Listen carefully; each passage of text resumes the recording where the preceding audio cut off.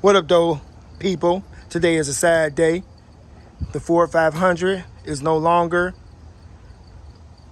with this channel. My stepdaughter got in an accident last night and got hit by a semi. So my first build, I used rattle can. I didn't do none of this work. This got T-bone. Everybody, y'all follow me on Facebook. I'll say Facebook. If y'all follow me on YouTube, y'all would have known about that. But yes, it's no longer. She got rear-ended, and not to mention that she is pregnant. But she got rear-ended by a semi-truck last night, and the car got totaled.